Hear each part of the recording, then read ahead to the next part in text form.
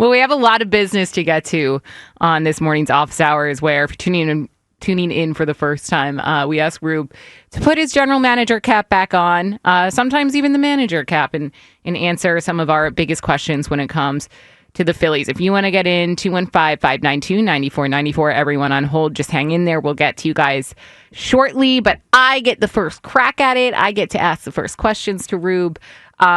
First one's pretty obvious as the postseason looms here, Rube. What is the starting pitching rotation going to look like? And I also want your opinion on what you think the order of pitchers is going to be, right? Because right now, with Zach Wheeler out, with Aaron Nola coming back, Aaron Nola will get the start tonight, so we'll see what he looks like. But it's very lefty heavy when it comes to that starting rotation.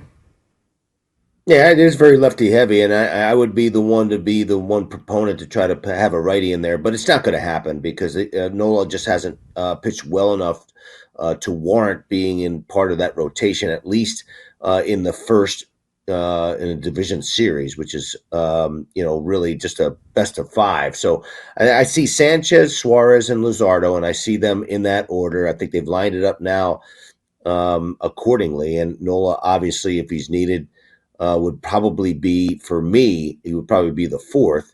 Again, he's good. He's going to pitch another couple of times here. But I go with Sanchez, Suarez, and Luzardo just basically because you have different styles of pitching for all three of them. Sanchez more fastball, changeup. Suarez uses all of his pitches more of a finesse type pitcher, and Luzardo's got more power. So you want to kind of split up the looks, and I think that's what they're going to go with. It would be great to have Zach Wheeler as part of that. It'd be amazing to be able to bring maybe some of those guys or one of those guys out of the bullpen. But their reality is different now, and it doesn't mean that they cannot win the World Series without him. But it does make it a little bit more difficult. There's no question about it. So you think, at least for the DS, if it's a 5-game series, you don't foresee Aaron Nola or Walker Buehler, and obviously, I mean, the very, very slim chance, a Taiwan, like anyone else getting a start outside of the three lefties in Sanchez, Ranger Suarez, and Luzardo.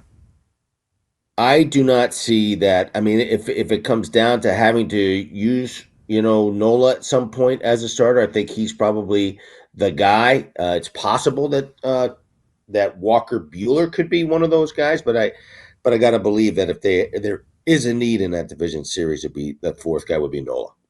What happens when we go to a 7-game series? I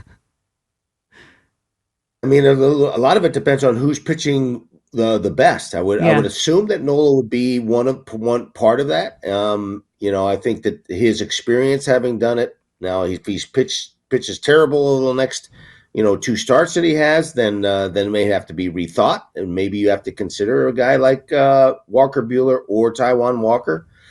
You may have to consider doing some sort of piggyback type of a situation where, maybe you start Nola for a couple of innings and then you get him out quickly. I think Nola may have a much shorter leash when he starts, just because, and hopefully they have enough depth, and I think they'll have plenty of pitching because I think they're going to go with 12 pitchers. I personally, in the first series, would go 11, but that's another discussion. And, I just feel like at the end of the day, Nola's had the experience and has done it, been there, done it, and has pitched him some pretty big games. And I would think that he would be the guy that they would lean to as the fourth. So do you think, just really quick, no, I didn't mean to spend this many questions on the starting rotation, but now I'm really curious. Would you assume that Nola, Walker Buehler, and Taiwan Walker will make the postseason roster, all three of them? It's a great question, and I think if they go to 12 pitchers and they have 12 pitchers, I think all three of them will make it. Okay. And that obviously gives them only 5 bench guys in Marchand, Sosa, Casti, probably, or whoever doesn't play, Weston Wilson and Otto Kemp, who's put himself in a position to be a bat off the bench. Well, you just set up my next question perfectly, Rube. I want to ask you about the bench. You have all these guys coming in, being brought back up, brought up from the minors, making an impact. You have Otto Kemp, who stepped up when Alec Boehm went on the 10-day. You have Weston Wilson, who has done something offensively in the majority of the games that he's been the starting lineup for this team in the last week, and more so than the last week. You have Trey Turner, who's going to come back from IL, hopefully, and return to form. But in case he doesn't, what does the bench look like in the postseason? You also they mentioned Johan Rojas might be called back up for a defensive replacement should they need him in the outfield. Yeah, and that's a possibility. I mean, the question is whether or not they go with a guy. If they go with 5 bench guys and they go with 12 pitchers, which is likely what will happen, I personally would go with 11 pitchers because I think that they can get through a division series with 11 pitchers. Now, they'd have to definitely go to 12 if they get into a 7-game series. But if they go to 12 pitchers, and then I see Marchand, Sosa, either Castellanos or Kepler, depending on who's playing that day in right field, Weston Wilson and Otto Kemp would be my guys. But Kemp, it's possible that Kemp gets replaced by a guy like Johan Rojas if he wants some speed, if he wants somebody who can score, on a double from first base, something like that. That's a possibility. But again, it'll kind of depend on, and I think these are decisions that ultimately Rob Thompson will be the one to make on the last. They'll consult it, but you got to figure out how he's going to be utilizing players, and that's really up to Rob Thompson. And to me, it's going to end up being a decision whether it's going to be Otto Kemp or a guy like Johan Rojas as a possible pinch runner. Last one from me, and I stole this from Justin Morgenstein, who's chatting with me in the break. So credit to Justin, and we'll get to Justin's question for you right after this. But what does a postseason look like for a general manager? How tough is it? You've made your moves, you've set the roster, you did what you had to do at the trade deadline, and there's really nothing else you can do except for sit back and watch how it all plays out. How is that as a GM?